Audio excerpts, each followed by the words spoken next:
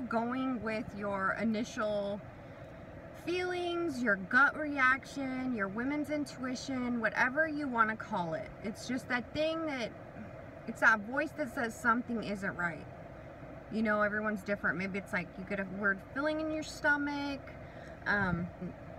When you get a weird feeling about a person or people, and that you should listen to that. But it's the same thing with the situation. And the reason I bring that up is because like I was saying, when I was younger, I would never listen to that women's intuition, that feeling that I had that something just wasn't right, even though I didn't know what it was. And I feel like in society, we're just taught that women are, you know, we overreact, we're over emotional.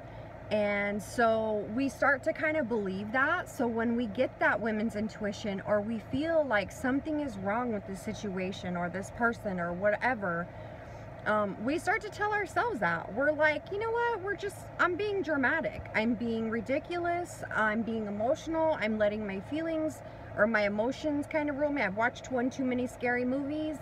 And that's kind of what we tell ourselves because of what society kind of puts on us.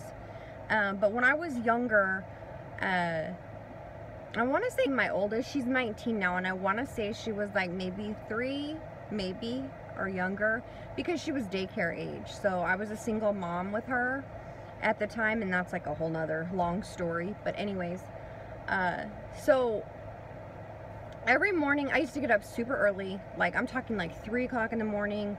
I worked really long hours. Like I said, I was a single mom. So we had a routine. I would always wake up in the morning, and I would always go to the store and get whatever, like get her some donuts, whatever she wanted. It was just kind of our time in the morning before I went to work that we could bond, kind of before the daycare opened. And I was young, so I was just living my life, surviving. And one morning, I didn't take her for some reason, and I didn't know why. I mean, I know why now, but at that time, it was just so out of the ordinary not to wake her up and take her. So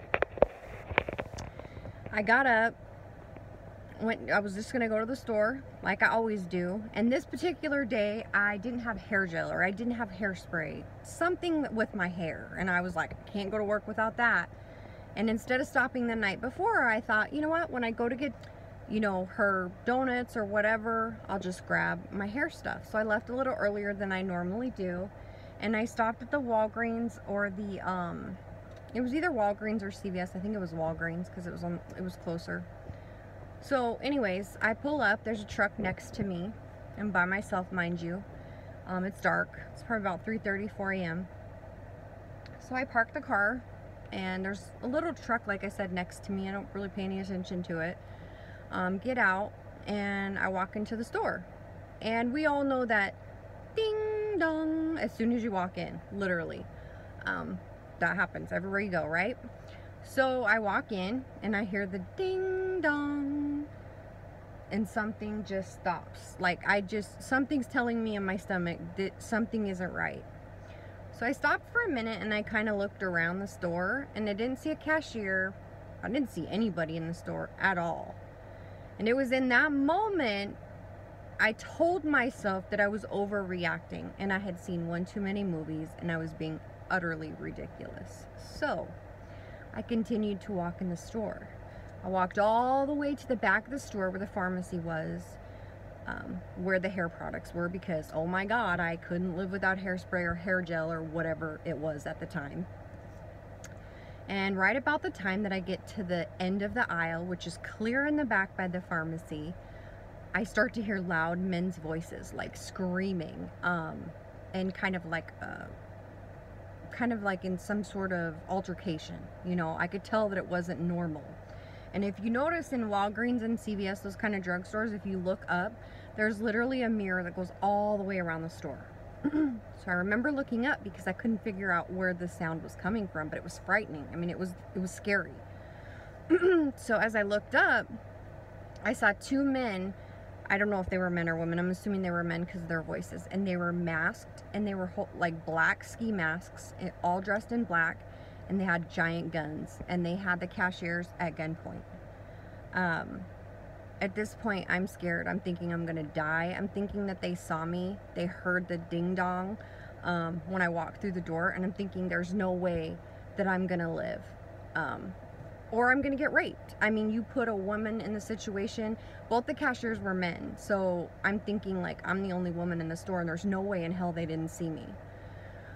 So I immediately ducked down at the end of the aisle and just pray to God that they didn't see me.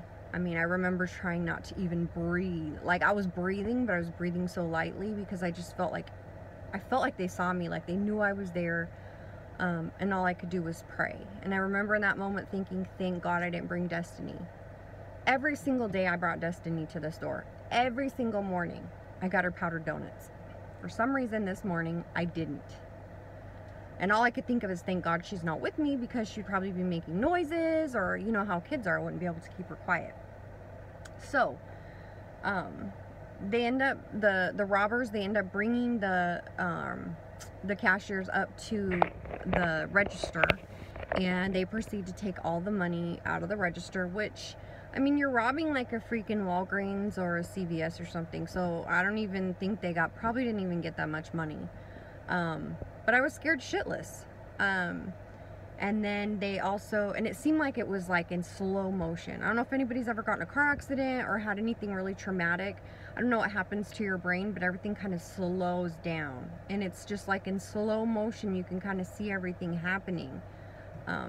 So anyways, they take everything out of the cash register, and then they make these guys lay on the ground, and they have them take their wallet out, and they literally take whatever's in their wallet, which probably wasn't a lot. They were cashiers at Walgreens. Not downing anyone that works at Walgreens, I'm just saying. So they took out everything that was in their wallet. I don't know if they took credit cards, I don't know, but I could only hear and I could only see in the mirror that was above the thing. It seemed like it lasts forever. And then finally the robbers ended up leaving, and as soon as they left, one of the guys got off the floor, the cashiers, and they locked us in. And then then and only then is when I ran forward, and they were just like, oh my God, you were in here? They literally had no idea I was in there. And the reason they didn't see me is when I walked in, the robbers were actually, they had the cashiers in the back where all the recording equipment is, like the cameras and stuff that capture everything. So when I walked in that moment, they had already like ripped all of that stuff out. So they didn't see me. If I would have walked in like a minute earlier, a minute later, I probably would have been screwed. So just by the grace of God, I walked in at the right time, you know.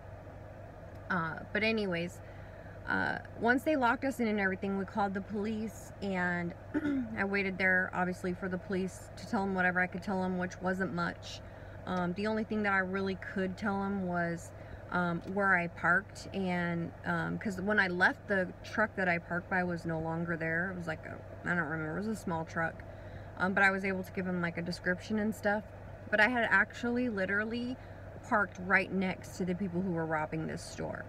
And so after that happened, I started to be more aware of my surroundings. I started to be like, okay, if it's dark outside, I'm gonna make sure I park. If I absolutely have to go, first of all, I'm not gonna go if I don't have to, but if I have to go, I'm gonna make sure that I park where it's well lit.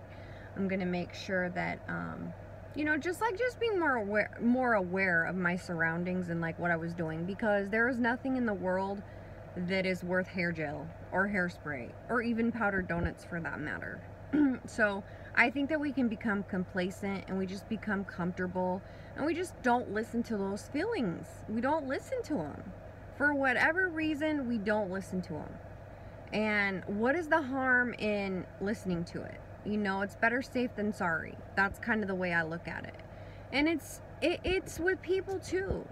You know, like, be careful who you let in your life. You know, their energy, you're going to, you know, like, it's kind of like behavior breeds behavior. It's, if you're around that person and they're a negative person and they're just always in the dumps or whatever the case may be, that shit rubs off on you. I would much rather be around somebody who's happy and not content on making everyone else feel like they feel, which is like shit. But I mean, this just kind of all ties together, and I was just kind of trying to give you guys like a little bit of a background and a story as to why I do try to listen